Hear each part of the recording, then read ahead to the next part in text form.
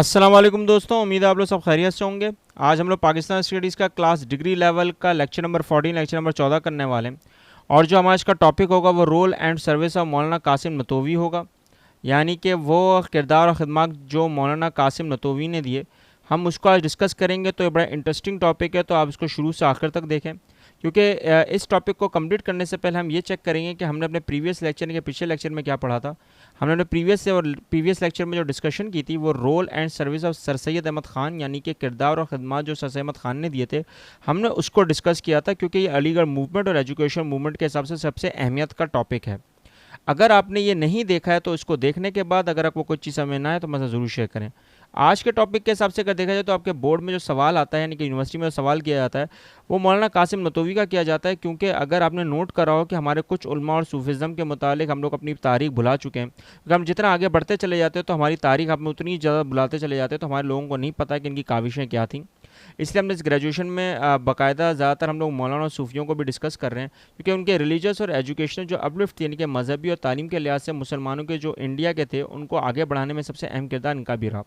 अब यहाँ पर सबसे अहम बात ये आती है कि मौलाना मोहम्मद कासिम नतोवी जो हैं वो ननोता में डिस्ट्रिक्ट शरणपुर में 1832 में पैदा हुए, और इनकी जो इब्तदाई तालीम थी, यानी कि जो बचपन की तालीम थी, वो दिल्ली में हुई। और इनके अंकल मौलवी ममलुक अली साहब थे, जो प्रोफेसर थे दिल्ली कॉलेज के। उन्होंने बाकायदा स्पेशल अटेंशन दी मोहम्मद कासिम के ऊपर, क्योंकि उनको एजुकेशन और ट्रेनिंग के ऊपर उनको सबसे अहम किरदार उनको अदा करना था। फिर उनके शाह अब्दुल गनी दलवी साहब जो थे, उनके साथ और राशिद अहमद गंगोही के साथ मिलकर कंपेनी के साथ उन्होंने ट्रेनिंग हासिल की दिल्ली में इल्मुल हदीद की। ठीक है ना, इल्मुल हदीद की इन्होंने ट्रेनिंग ली, और फिर हाजी इमदाद उल्लाह के साथ माजिर मक्की में इन्होंने अपनी एजुकेशन को कंप्लीट किया। यानी कि इनका जो पूरा रुझान था वो स्कॉलरिज्म में पूरा हुआ, इब्तदाई तालीम में। और उसके बाद जब वॉर ऑफ इंडिपेंडेंस यानी कि जब जंग आज़ादी 1857 जब हुई, तो हाजी इमदादुल्लाह ने जो थाना बहनों में थे वहाँ पे वो रह रहे थे, उन्होंने कंट्रोल किया उस रीजन को, डिसीजंस लिए, शरीयत लॉज को कायम किया। और फिर मौलाना मोहम्मद कासिम जो उनके असिस्टेंट थे हाजी इमदादुल्लाह के साथ मिलकर उस पूरे शहर को कंट्रोल किया। अब उस शहर को कंट्रोल करने के बाद मौलाना कासिम ने जो टुक पार्ट किया था, क्योंकि इंडिपेंडेंस थी, वॉर ऑफ इंडिपेंडेंस चल रही थी, जंग आज़ादी चल रही थी, तो उस दौरान वो थोड़े बहुत ज़ख्मी भी हुए ब्रिटिश गवर्नमेंट से। और फिर जो रिबेलियन का जो पूरा किस्सा था, यानी कि जो बगावत हो रही थी उस वक्त किसके खिलाफ, ब्रिटिश गवर्नमेंट के खिलाफ, उसमें अरेस्ट किया मौलाना मोहम्मद कासिम को और उनके लोगों को।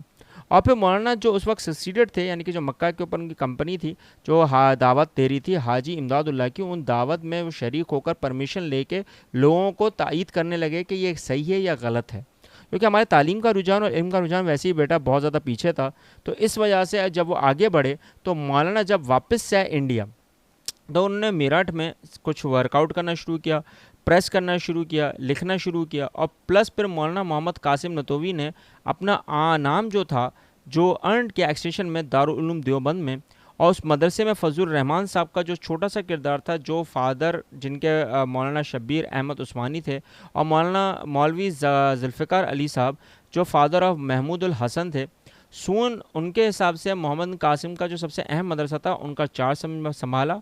और चार्ज संभालने के बाद जो अंदरूनी जितनी भी मामलात थे उनको देखना शुरू किया मोहम्मद कासिम ने।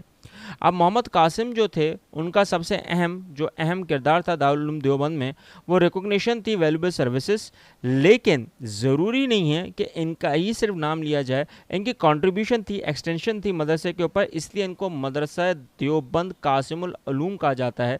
लेकिन आपने अगर नोट करा हो कि मोहम्मद कासिम नतोवी का जो असल था, जो उनका असल मकसद था, वो यही था कि जो मुसलमानों का जवाल हुआ है, डाउनफॉल ऑफ द मुस्लिम जो हुआ है, वो उनकी इग्नोरेंस की वजह से हुआ है। किसके हिसाब से, जब उन्होंने इस्लाम को छोड़ दिया, इस्लाम की तालीमात को छोड़ दिया, और प्लस फिर जो ऑर्डर्स थे, अहकामात थे अल्लाह के, वो सारे हमने तुर्क करना आहिस्ता आहिस्ता शुरू कर दिए, इसलिए हमारा जवाल आया। और इस जवाल में अगर आप देखा जाए तो मोहम्मद कासिम का जो बड़ा अहम किरदार रहा वो यही था कि मजहबी तालीम किसी तरह लोगों को दी जाए। अब मजहबी तालीम में मौलाना मोहम्मद कासिम का जो फेमस बुक्स है मुनाजरा, जो पॉलिमिक्स कहलाती है, वो उन्होंने बाकायदा मजहबी उम्र के हिसाब से जितने भी क्रिश्चियन और हिंदूज़ के लीडर्स थे, रहनुमा थे, उनके साथ मुनाजरा किया।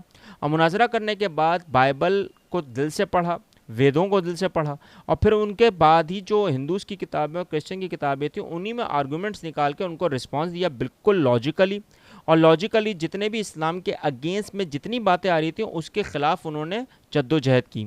اب کرسچنس کو یہاں پر ہندوز کو جو ان کے اپوننٹس تھے جو مخالفین آئے ہوئے تھے ان کا ایک طریقے سے منہ چپ بھی کروا دیا. ایک کہنے کا مطلب یہاں سے آتا ہے کیونکہ وہ ریشنلی بات کر رہے تھے فلاسفی کے ساتھ. اور تلت اور جتنی بھی ہیومن بلیوز ہیں, جتنی بھی انسانیت کے اور ایمان کے تقاضے تھے, وہ پورے کیے ویداس کے ساتھ اور بائبل کے ساتھ انہوں نے.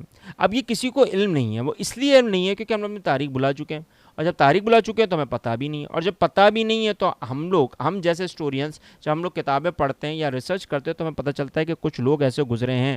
سر احمد خان کے بعد بھی یہ جاری رہا کہ تعلیم اور مذہب کے حساب سے مسلمانوں کو کسی طرح پیچھے کیا جائے, اور اسی دوران محمد قاسم نتوی صاحب جو تھے 1882 میں انتقال کر گئے 50 سال کی عمر میں, یعنی کہ سر احمد خان سے پہلے انتقال کر گئے. آپ نے یہاں پہ نوٹ کیا ہوگا کہ ان کا بھی سب سے اہم کردار تھا مذہب کے لحاظ سے. مذہب اس لیے کیونکہ بینگ ایز اے مسلم یا بینگ ایز اے مومن ہمیں اپنے مذہب کے اوپر تو عبور ہونا ہی چاہیے, تاکہ پھر جب کوئی اور ہمارے ساتھ اس بات پہ یا اس لاجک پر آئے کہ اس وقت کے حساب سے عیسائیوں میں, ہندوؤں میں اور مسلمانوں میں جو تکرار چل رہی تھی اس کو کسی طرح ختم کیا جائے. اور یہ بھی مسلمان بھی کرنا چاہ رہے تھے. اب یہی بات ہوتی ہے کہ مسلمانوں کا جو اس وقت اتھارٹی سسٹم تھا وہ ہندوؤں کے ساتھ مل کر جو بھی رجحان بنا وہ تو بنا ہی بنا, لیکن کیا ہم آج کی دنیا کے حساب سے بھی یہ سارے کام کر رہے ہیں؟ اور ہمیں لگتا ہے کہ ہم اپنے مذہب کے اوپر ابھی جتنے بھی احکامات جو اللہ نے اور رسول اللہ نے ہمیں دیے ہوئے, جو ان کے پیغامات تھے رسول اللہ کے, ہم ان کو فالو کر رہے ہیں. اصل بات یہی ہوتی ہے. جب ہم لوگ کا زوال آتا ہے تو ہمیں جب خیال آتا ہے, جب ہمیں زوال نہیں ہوتا ہم یہ سوچ رہے ہوتے ہیں کہ ہم وہ سارے احکامات پہ چل رہے ہیں. اور یہی لوگوں کا سب سے اہم کاوشیں تھیں جو ہم بلا بیٹھے ہیں. اگر آپ کو کوئی بھی چیز سمجھ میں نہیں آئی تو ہمارے ساتھ شیئر کریں, کامنٹ کریں, اور آپ کو کوئی چیز سمجھ میں آ گئی ہو یا آپ کو پتہ ہو تو وہ بھی شیئر کریں, ہمارے کامنٹ کریں.